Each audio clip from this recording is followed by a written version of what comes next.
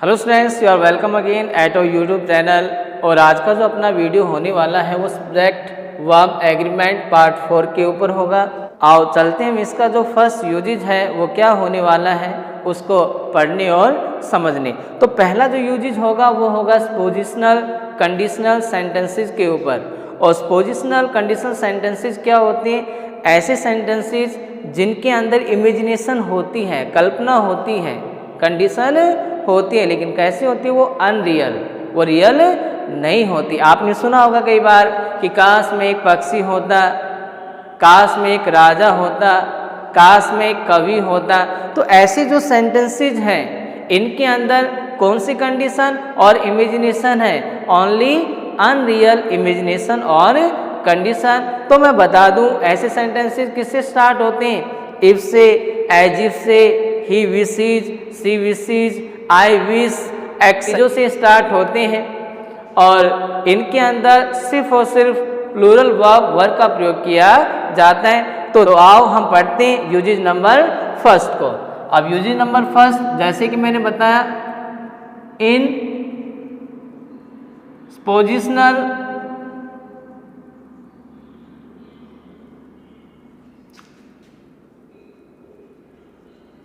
Conditional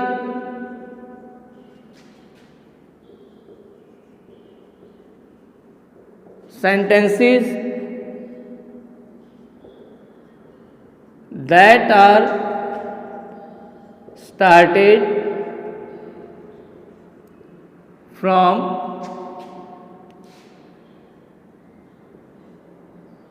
if,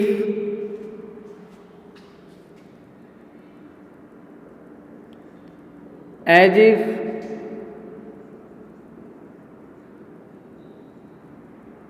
he wishes,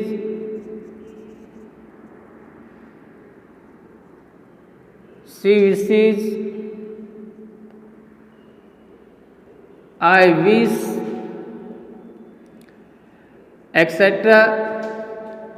and present unreal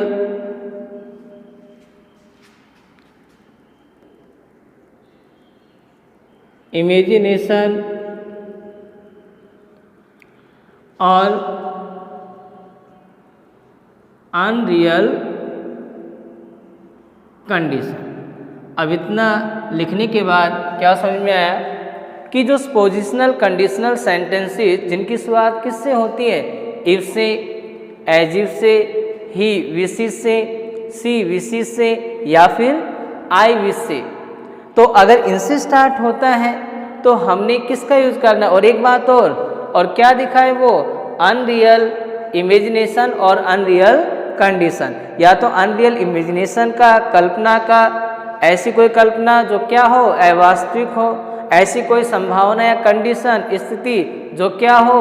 अवास्तविक हो, जिसका रियलिटी से कोई लेना देना नहीं है। और मैंने एग्जाम्पल दिया था आपको कि काश में एक राजा होता, काश में एक पक्षी होता। तो इसके अंदर कोई रियलिटी नहीं है। समझ में आ रहा है? तो ऐसे सेंटेंसेस के लिए हमने क्या करना पड़ेगा? किस वर्ब का यूज करना पड़ेगा? तो देखें, only plural verb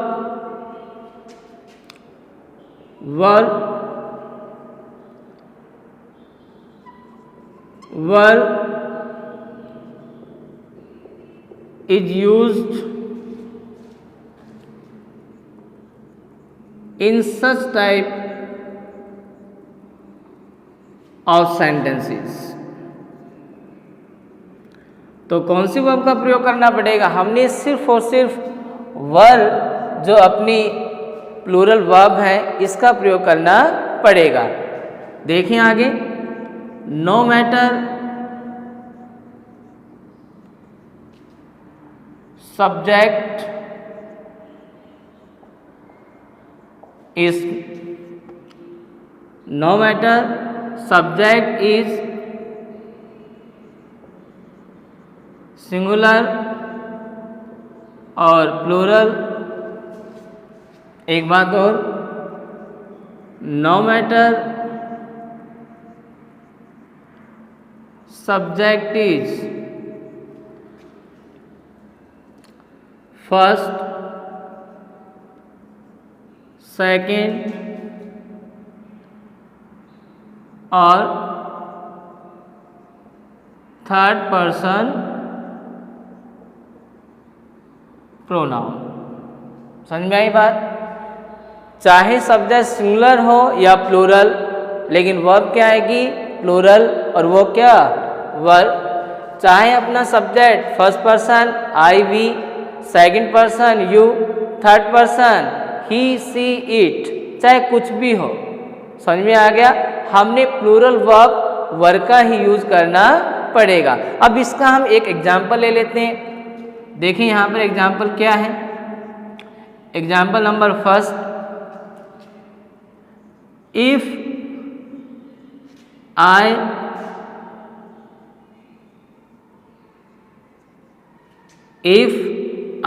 blank a bird, I would fly in the sky.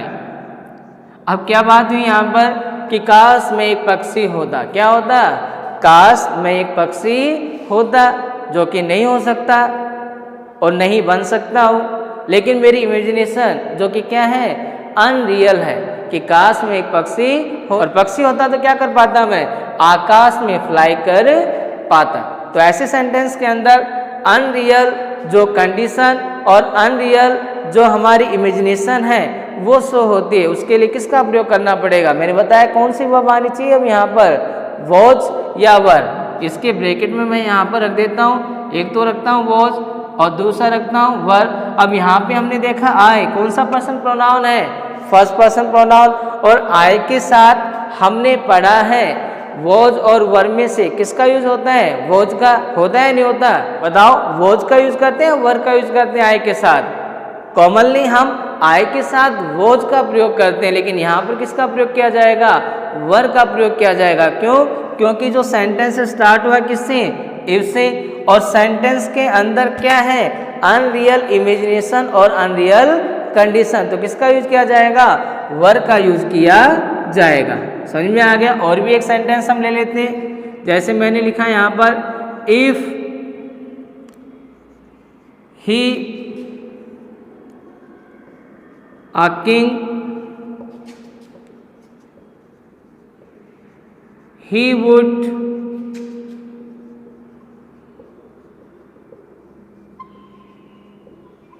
Rule the kingdom. समझ में आ गया कि काश वो एक राजा होता तो वह साम्राज्य के ऊपर राज करता, पूरे किंगडम को क्या करता? वो रूल करता, लेकिन है नहीं और ना ही बन सकता है। क्या?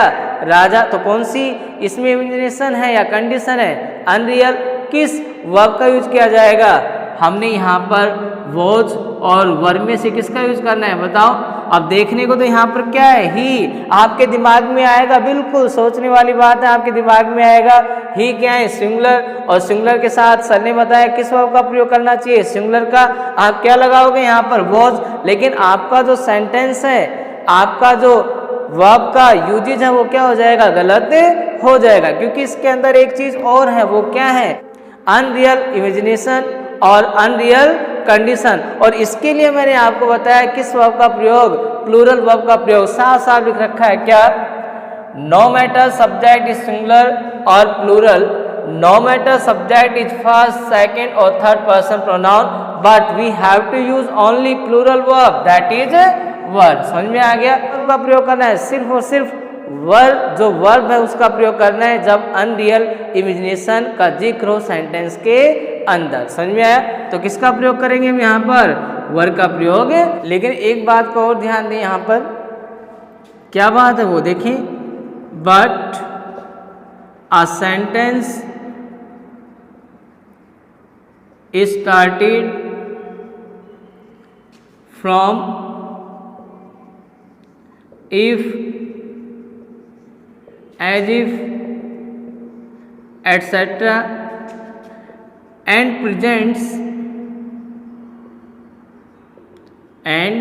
presents real condition। क्या दिखाए? रियल कंडीशन दिखाए तो किस वर्ब का प्रयोग करना पड़ेगा? देखिए,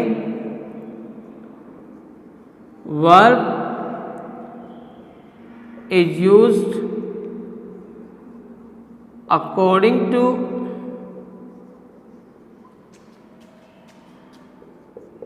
सब्जेक्ट्स नंबर एंड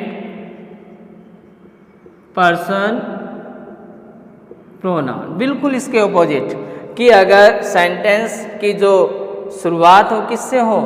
इफ से हो, एज इफ से हो, लेकिन सेंटेंस के अंदर अब अनरियल कंडीशन नहीं हो, अनरियल इमेजिनेशन नहीं हो, किसका जिक्र हो? रियल कंडीशन का, रियलिटी का। तो उसके लिए हमने वर्ब, जो वर्ब है प्लूरल, उसका प्रयोग नहीं करना। उसके लिए हमने वर्ब को देखना है, सब्जेक्ट को देखना है, और सब्जेक्ट अगर हमारा सिंगुलर है तो वर्ब भी क्या आएगी? सिंगुलर। और सब्जेक्ट अगर हमारा प्लूरल है तो वर्ब भी क्या आएगी? प्लूरल का प्रयोग किया जाएगा। या फिर पर्सन प्रोनाउन के आधार पर हमने वर्ब का प्रयोग करना पड़ेगा। एग्जाम्पल देखिए यहाँ पर, जैसे मैंने कहा if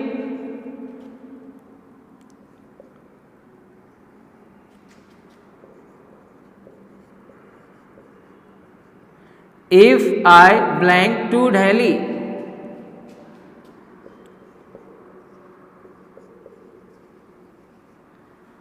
I shall buy a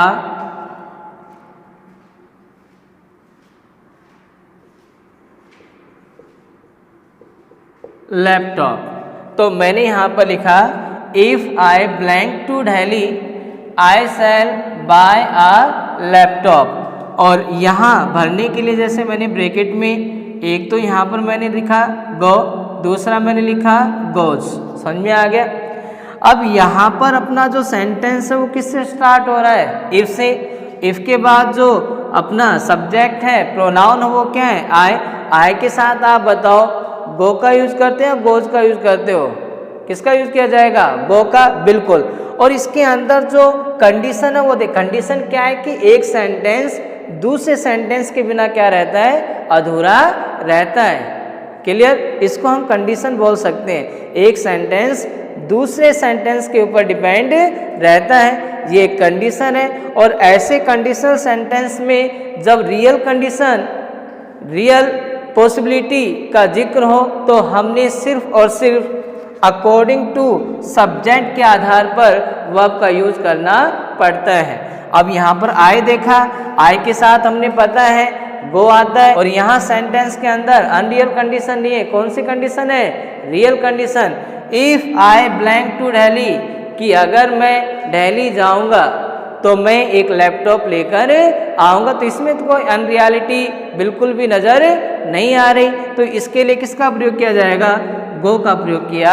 तो यहाँ पर हमने सीखा कि अगर अनरियल इमेजिनेशन है तो प्लूरल वर्ब का प्रयोग किया जाएगा, लेकिन अगर सेंटेंस की शुरुआत तो इफ से, एज इफ से हुई है, लेकिन उसके अंदर अनरियल इमेजिनेशन या अनरियल कंडीशन नहीं है, तो हमने वर्ब का यूज आने वाले सब्जेक्ट के आधार पर करना हो। देखिए फ्रेंड्स, अब हम पढ़ने वाले यूजेज नंबर 2 को। कुछ एक आपने नाउन, कलेक्टिव नाउन पढ़े होंगे, कई बार आपने बुक्स के अंदर भी देखे होंगे। कौन कौन से नाउन है वो? असेंबली, कमेटी, जूरी, फैमिली, इसके अलावा टीम, हर्ड, क्राउड, मॉब। ये सारे के सारे जो नाउन हैं कलेक्टिव नाउन की कैटेगरी में आते हैं। और इनके साथ हमने किस वर्ब का प्रयोग करना पड़ता है? सिंगुलर और प्लूरल दोनों वर्ब का प्रयोग करना पड़ता है। कंडीशन या यूजेज क्या है कि अगर ये जो नाउन है, ये जो नेम है, ये पूरे ग्रुप को बताएं। किसको बताएं? ग्रुप को बताएं। तो सिंगुलर वर्ब का प्रयोग करना पड़ेगा। लेकिन यही नाउन, कलेक्टिव नाउन जिसको हम बोल रहे हैं, यही नाउन एक ग्रुप को न बताकर अलग अलग मेंबर को, अलग अलग के भाव को, अलग अलग के विचार को बताएं तो किसका प्रयोग किया जाएगा? प्लूरल वर्ब का प्रयोग किया जाएगा। तो देखिए इसके बारे में हम पढ़ते हैं। Uses number second,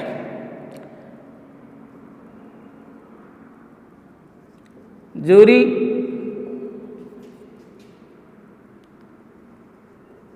mob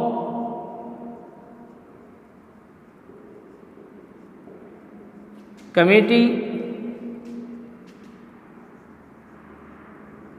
heard crowd family team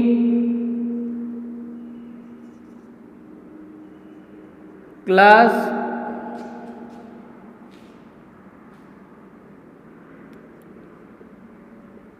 army etcetera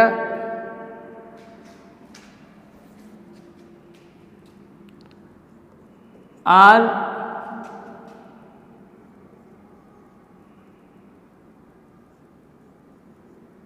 called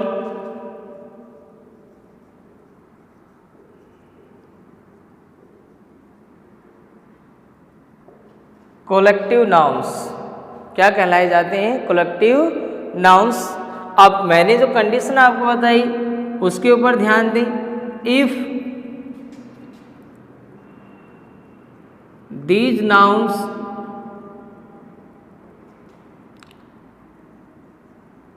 so a whole group singular, थोड़ा शॉर्ट में लिख रहे हैं, वर्ब इज यूज्ड, कि अगर ये नाउन किसको दिखाएं? एक ग्रुप को दिखाएं, पूरे के पूरे समूह को बताएं, तो किस वर्ब का प्रयोग किया जाएगा? सिंगुलर वर्ब का प्रयोग किया जाएगा। लेकिन आगे देखिए, but if these nouns show separate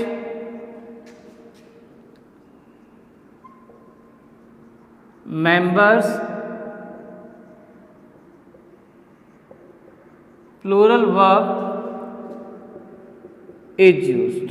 That is very simple. अगर जूरी से, मॉब से, कमेटी से, हार्ट से, क्राउड से, फैमिली से, टीम से, क्लास से, अगर इन कोलेक्टिव नाउन से हमारे वाक्य की शुरुआत होती है, सेंटेंस की शुरुआत होती है, तो किसका प्रयोग किया जाएगा? हमने सिंगुलर या प्लूरल वर्ब का प्रयोग करना पड़ेगा। लेकिन कंडीशन क्या है? If these noun show a whole group, अगर ये नाउन किसके बारे में बताएं? एक ग्रुप के बारे में बताएं, तो हमने किसका प्रयोग करना पड़ेगा? सिंगुलर वर्ब का प्रयोग करना पड़ेगा। और दूसरा यहाँ पर दे रखा है, but if these noun show separate members, plural verb is use. और अगर यही नाउन अलग अलग मेंबर को दिखाएं, अलग अलग को दिखाएं, तो हमने प्लूरल वर्ब का प्रयोग करना पड़ेगा। अब कैसे पता चले कि जूरी, मॉब, क्राउड ये एक को बता रही है, फिर अलग अलग को बता रहे हैं? समझ में आ गया? तो यहाँ पर हमें इन सेंटेंसेस के अंदर जो प्रोनाउन है उनको देखना पड़ेगा। अगर वो एक को बताएगा और सिंगुलर वर्ब का यूज किया जाएगा, तो वहाँ पर इट, इट्स, इटसेल्फ जैसे प्रोनाउन का यूज किया जाएगा। और अगर ये जो नाउन है अलग अलग मेंबर को बताएंगे, तो वहाँ पर दे, देयर, देम, देमसेल्व्स इनका प्रयोग किया जाएगा। तो उनको देखकर अब आपको पता है, इट, इट्स, इटसेल्फ क्या है? सिंगुलर, तो वर्ब क्या आएगी? सिंगुलर। और तब इन नाउन को क्या समझा जाएगा?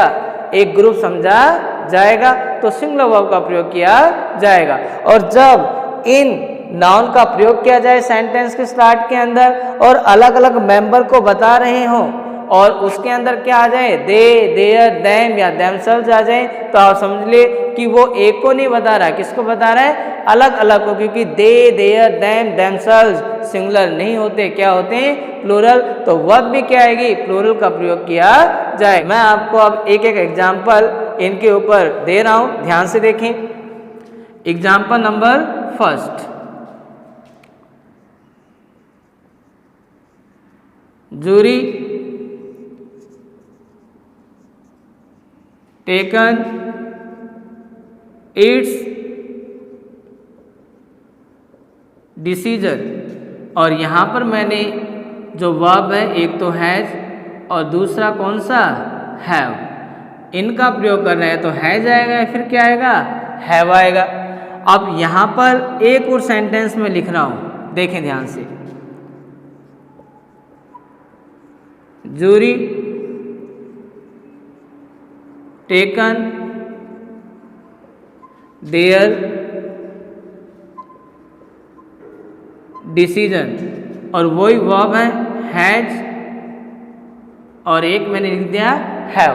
अब कैसे पता चले कि ये जो वर्ड जूरी कलेक्टिव नाउन ये सिंगुलर को बता रहा है और ये किसको बता रहा है, प्लूरल को बता रहे हैं। किससे पता चलेगा, इनके अंदर जो प्रोनाउंस यूज किए जाएंगे, यहाँ पर इट्स आया, यहाँ पर क्या आया देयर आया, तो इट्स आया तो इट्स क्या है सिंगुलर, और यहाँ पर जूरी को क्या माना जाएगा अब ग्रुप, एक पूरा का पूरा समूह। तो बताओ किसका प्रयोग किया जाएगा, मैंने लिख रखा है अगर ये नाउन किसको बताएं एक ग्रुप को बताएं तो सिंगुलर वर्ब का प्रयोग करना पड़ेगा।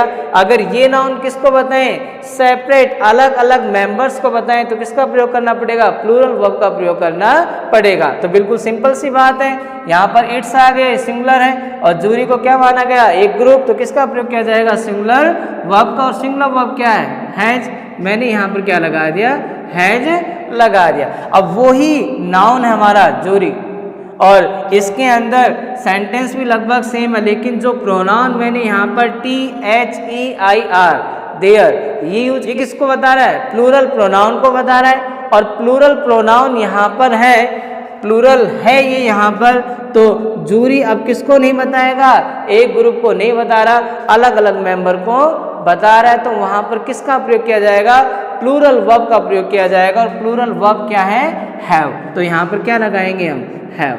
तो क्या सीखा हमने, बहुत ही सीधी सी बात है कि अगर ये जो कलेक्टिव नाउन है जूरी मॉब कमेटी एक्सेट्रा, इनके साथ किसी सेंटेंस की शुरुआत होती है और अब हमने सिंगुलर वर्ब का यूज करना है या प्लूरल वर्ब का यूज करना है, तो क्या बताया कि शुरुआत तो इनसे होती है लेकिन पूरे के पूरे समूह को बताएं, और समूह को कब बताएगा जब इनके साथ प्रोनाउन सेंटेंस के अंदर क्या आए इट आए इट्स आए इटसेल्फ आए, तो हमने किसका प्रयोग करना है सिंगुलर वर्ब का प्रयोग करना है। और जब इन नाउन के साथ pronoun they their them themselves आए तो हमने प्लूरल वर्ब का प्रयोग करना है। देखिए स्टूडेंट्स, जो अपना यूजी नंबर 3 होने वाला है वो होने वाला है ईदर और नीदर, जो अपनी डिस्ट्रीब्यूटिव प्रोनाउन है इनके ऊपर। लेकिन जब ईदर नीदर का प्रयोग एक नाउन से पहले किया जाता है तो इनको डिस्ट्रीब्यूटिव एडजेक्टिव बोला जाएगा, और ईदर नीदर के साथ only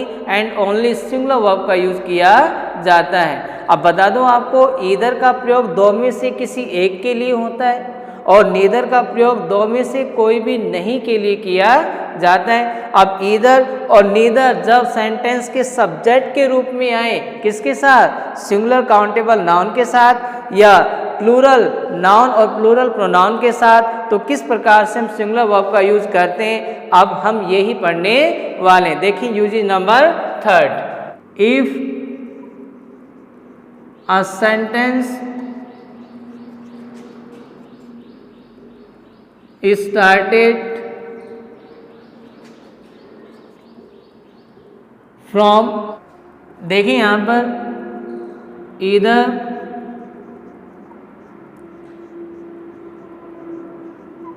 neither plus singular countable noun singular countable noun, या फिर either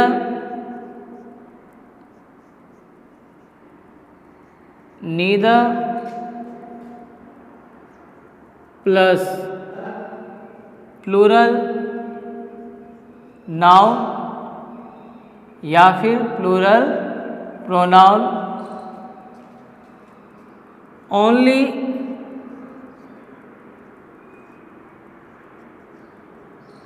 singular verb is used. तो इन बातों को आप समझें। अगर किसी सेंटेंस का स्टार्ट किससे हो, ईदर, नीदर या उसके साथ क्या है, सिंगुलर काउंटेबल नाउन आए, सिंगुलर नाउन आए, समझ में आ गया। या फिर किसके साथ हो, ईदर, नीदर, उसके साथ ऑफ हो, प्लूरल नाउन हो या फिर प्लूरल प्रोनाउन हो, तो भी हमने किसका प्रयोग करना है, सिंगुलर वर्ब का प्रयोग करना है। एग्जाम्पल के थ्रू आप समझे। एग्जाम्पल नंबर फर्स्ट देखें यहाँ पर, ईदर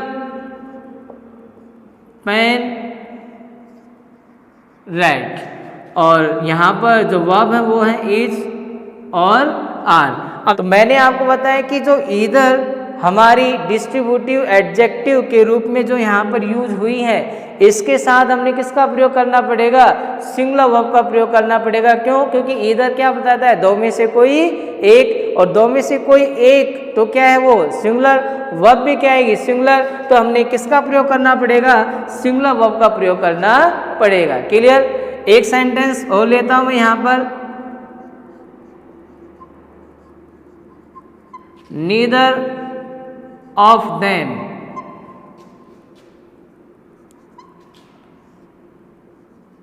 ऑनेस्ट, कि कोई दो लड़के हैं और उनमें से एक भी ईमानदार नहीं, एक भी ईमानदार नहीं है, एक भी ईमानदार नहीं है। तो नीदर का प्रयोग किसके लिए किया जाता है, दो में से एक भी नहीं के लिए, और इसके साथ भी किसका यूज किया जाएगा, सिंगुलर वर्ब का यूज किया जाएगा। और सिंगुलर वर्ब यहाँ पर क्या है, इज, हमने किसका यूज करना है, इज का यूज। तो क्या समझे, ईदर हो नीदर हो, ऑफ लग के उनके साथ चाहे प्लूरल प्रोनाउन आए, चाहे तो फिर उनके साथ प्लूरल नाउन आए, लेकिन हमने वर्ब सिंगुलर का ही प्रयोग करना है। देखिए स्टूडेंट्स, अपना यूजेज नंबर 4 होने वाला है ईदर और neither nor not only but also के ऊपर। और सेंटेंस के अंदर अगर इनका यूज किया जाता है तो ये क्या करते हैं, दो नाउन या प्रोनाउन को क्या करते हैं, ज्वाइंट करते हैं। और लास्ट वाला जो इनके अंदर वर्ड है, जैसे ईदर के लिए और आया, नीदर के लिए नॉर, और नॉट ओनली के लिए क्या है, बट ऑल्सो। तो इस लास्ट वाले वर्ड के साथ जो नाउन आएगा या प्रोनाउन आएगा, अगर वो सिंगुलर है तो वर्ब भी क्या लगेगी, सिंगुलर। अगर वो प्लूरल है तो वर्ब भी क्या लगेगी, प्लूरल का प्रयोग किया जाएगा। तो हम पढ़ते हैं इसी यूजेस को, देखें। If a sentence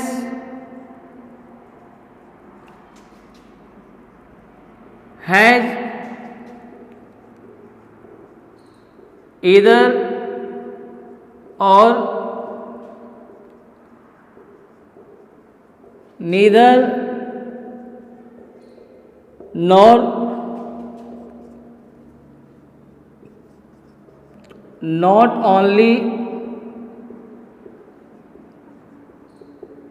but also verb is used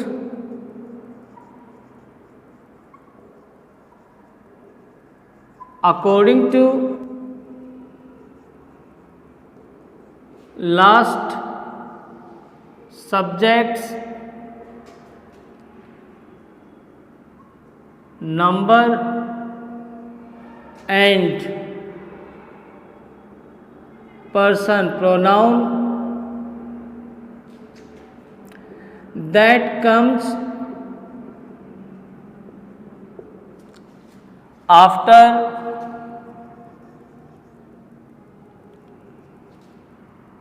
or nor but also। It means अगर जो हमारे ये ईदर और neither nor not only but also sentence के अंदर आए और दो नाउन को या प्रोनाउन को ज्वाइन करें, और लास्ट वाला जो पेयर वर्ड है जैसे और नॉर बट ऑल्सो, इसके बाद जो सब्जेक्ट आए, अगर वो सिंगुलर है तो वर्ब भी क्या आएगी, सिंगुलर। अगर वो प्लूरल है तो वर्ब भी क्या आएगी, प्लूरल का प्रयोग किया जाएगा। एग्जाम्पल एक बार आप देखें। एग्जाम्पल को जब आप देखोगे, समझोगे, आप पूरा का पूरा जो यूजेज है सीख जाओगे। कैसे हम इसका प्रयोग करेंगे, ईदर राम और his friends, either Ram or his friends broken my pen, in the bracket has have। अब यहाँ पर हमने पढ़ा कि जो either है इसके साथ इसका पेयर वर्ड क्या है और हमने पढ़ा कि जो लास्ट में जो सब्जेक्ट आएगा किसके बाद में और के बाद में, नॉर के बाद में, बट ऑल्सो के बाद में। तो वो सब्जेक्ट अगर सिंगुलर है तो वर्ब भी क्या आएगी, सिंगुलर। अगर सब्जेक्ट प्लूरल है तो वर्ब भी क्या आएगी, प्लूरल। अब सेंटेंस को ध्यान से देखो, ईदर राम और हिज फ्रेंड्स, तो लास्ट पेयर वर्ड क्या है और इसके बाद में जो सब्जेक्ट है वो क्या है, सिंगुलर या प्लूरल। देखिए हिज फ्रेंड्स, हिज फ्रेंड नहीं है, क्या है, हिज फ्रेंड्स, तो क्या है ये, प्लूरल। अब बताओ वर्ब क्या आनी चाहिए, प्लूरल आनी चाहिए। प्लूरल वर्ब क्या है यहाँ पर, हैव, तो यहाँ पर किसका प्रयोग करेंगे हम, हैव का प्रयोग करेंगे। एक सेंटेंस मैं आपको और देता हूं, जैसे sentence number 2, neither you nor your brother, neither you nor your brother present in the class yesterday। और यहाँ पर ब्रैकेट के अंदर मैंने वर्ब रखी was और दूसरी मैंने क्या रखी, वर। अब देखिए सेंटेंस को जब हम पढ़ेंगे तो नीदर के साथ क्या आ रहा है, यू, नॉर के साथ क्या आ रहा है, योर। देखने में तो देखो दोनों ही सेंटेंस के अंदर आपको लगेगा कि जो सब्जेक्ट अपना बन रहा है वो क्या बन रहा है, प्लूरल बन रहा है। समझ में आ गया। लेकिन हमने according to rule and uses चलना है। अकॉर्डिंग टू रूल चलेंगे तो नीदर और यहाँ पर क्या है, नॉर, नॉर के बाद में जो सब्जेक्ट आएगा उसके हिसाब से हमने क्या करनी है, वर्ब का यूज करना है। तो योर ब्रदर क्या है बताओ, सिंगुलर या प्लूरल, ब्रदर्स या ब्रदर, ब्रदर ये क्या है, सिंगुलर। तो वर्ब क्या आनी चाहिए, सिंगुलर आनी चाहिए। तो वर्ब सिंगुलर क्या होगी इसके अंदर, वॉज, तो हमने इसका प्रयोग करना पड़ेगा। समझ में आ गया कि neither you nor your brother, neither you nor your brother, तो योर ब्रदर सिंगुलर, तो वहाँ पे वर्ब भी क्या आएगी, क्योंकि इसके बाद में जो सब्जेक्ट सिंगुलर तो वर्ब भी सिंगुलर, इसके बाद में जो सब्जेक्ट प्लूरल तो वर्ब भी प्लूरल का प्रयोग किया जाएगा। बिल्कुल सिंपल है, समझ में आ गया। इसी प्रकार से नॉट ओनली बट ऑल्सो को भी हम यूज कर सकते। देखिए फ्रेंड्स, आज हमने 4 यूजेज पढ़े किसके ऊपर, सब्जेक्ट वर्ब एग्रीमेंट के ऊपर। और मुझे लगता है कि ये यूजेज आपको अच्छी तरीके से समझ में आए होंगे। और मैंने जो लास्ट वीडियो बनाए थे सब्जेक्ट वर्ब एग्रीमेंट के ऊपर, उनको भी आप अच्छी तरीके से वॉच करें, लर्न करें, ताकि आगे आने वाले वीडियो के अंदर जब हम प्रैक्टिस करेंगे, एक्सरसाइज करेंगे, तो सारी चीज़ें आपको अच्छी तरीके से समझ में आ